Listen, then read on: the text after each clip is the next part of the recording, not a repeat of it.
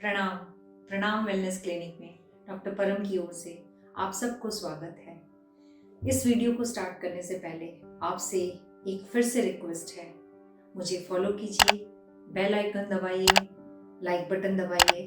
मैं आपके साथ हूँ, आपके साथ रहूँगी। इस ब्यूटीफुल दुनिया को स्टार्ट करने से पहले मैं आपको एक ब्यूटीफुल लाइन बताती हूँ। You are beautiful the way you are. Yes, you are beautiful the way you are. लेकिन इस ब्यूटी को हम मेंटेन करने के लिए हम अपनी डाइट, योगा, हर चीज़ पर ध्यान देते हैं। आज सबसे पहले हम स्किन एनालिसिस या फेस एनालिसिस कैसे करते हैं, किसी भी ट्रीटमेंट को स्टार्ट करने से पहले उसके ऊपर डिस्कस करेंगे। अब स्किन एनालिसिस करने से पहले हमें स्किन एनालाइजर मशीन की भी ज़रूरत पड़ती है, लेकिन हमारे एक्सपीरियंस के साथ भी हम स्किन को देखते ही किसी भी पेशेंट की स्किन को बता सकते हैं उसका स्किन कैसा है। उसमें हम ओपन पोर्स देखते हैं, फाइन लाइन, रिंकल्स, उसका स्किन हाइड्रेटेड है या डिहाइड्रेटेड, उसकी स्किन का टेक्सचर कैसा है, पिगमेंटेड है, नॉन पिगमेंटेड है, ये सारी चीज़ें देखी जाती हैं।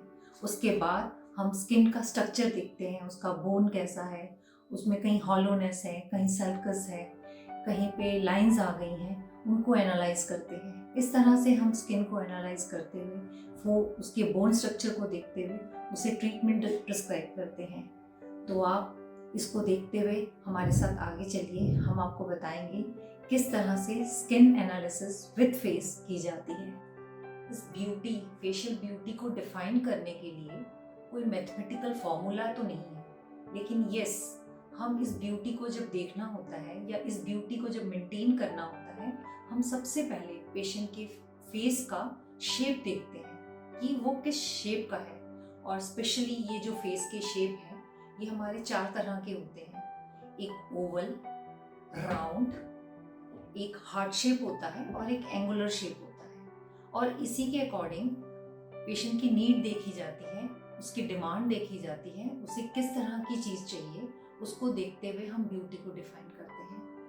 और अगर मैं कहूँ, इस ब्यूटी को हम एक फॉर्मूला रखते हैं, that is called AB technique, anatomy of beauty. इस टेक्निक से ट्रीटमेंट पे लेके आते हैं, और इस टेक्निक को करने से पहले हमें उस टेक्निक में 2 स्टेप्स फॉलो करने होते हैं। एक होती है एबी स्ट्रक्चर, जिसमें एनाटॉमी ऑफ ब्यूटी में हम स्ट्रक्चर को डिफाइन करते हैं, और एक होता है एबी रिफाइनमेंट। जब हम स्ट्रक्चर मेंटेन कर देते हैं तो उस समय उसके बाद हम स्किन की रिफाइनमेंट या फेस की रिफाइनमेंट करते हैं, जिसमें छोटे मोटे ग्रूव्स, सल्कस जो रह जाते हैं उसे हम ब्लेंडिंग करते हैं। और मैं अगर बोलूँ तो एक एस्थेटिशियन, एक आर्टिस्ट होता है जो ब्रश तो नहीं पकड़ता, लेकिन यस, निडल्स के साथ स्किन को डिफाइन करता है, फीचर्स को एनहांस करता है और ब्यूटी देता है। सपोज मेरे पास अगर कोई पेशेंट आता है और मुझे उसको ट्रीटमेंट देनी है, सबसे पहले मैं उसका फेस एनालाइज करती हूँ। उसके फेस में वो चीज़ें सारी नोटिस करती हूँ जो मुझे लगता है कि उसको ज़रूरत है। बट उसके साथ साथ मैं पेशेंट से बातें करते हुए, उससे काउंसलिंग करते हुए उसकी नीड भी समझती हूँ।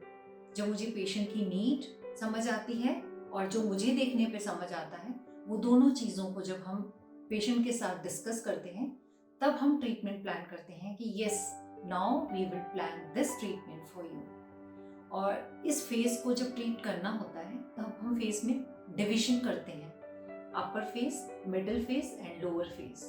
अपर फेस जब हमारा एजिंग के साथ आता है तो हमारे फोरहेड पे लाइंस आनी शुरू हो जाती हैं, हमारे आईज के साइड में क्रॉसफिट्स आने शुरू हो जाते हैं, जिन लाइंस को देखकर हम एक रेज की तरह देखते हैं, ये लाइंस आती हैं। फिर अगर थोड़ा सा नीचे आए, हमारे अंडर आई में डेप्थ, हॉलोनेस आनी शुरू हो जाती है, कभी पफीनेस आ जाती है। और थोड़ा नीचे आए तो हमारे नोज के साइड में नेजोलेबियल फोल्ड्स होते हैं, ये एज के साथ बढ़ने शुरू हो जाते हैं। और अगर आपको बताएं तो ये पूरे फेस के साथ साथ हमारा स्किन का जो टेक्सचर होता है वो भी लूज होना शुरू हो जाता है। ये लूज इसलिए होता है, जो स्किन के अंदर हमारे कोलेजन्स होते हैं, वो कोलेजन समय के साथ लूजन अप होते हैं तो स्किन ड्रूप अप होती है। जब ड्रूप अप होती है तो नेजोलेबियल फोल्ड्स, और यहाँ पे जो लाइंस आती हैं, दीज आर कॉल्ड मेरोनेट लाइंस, ये सारी आती हैं।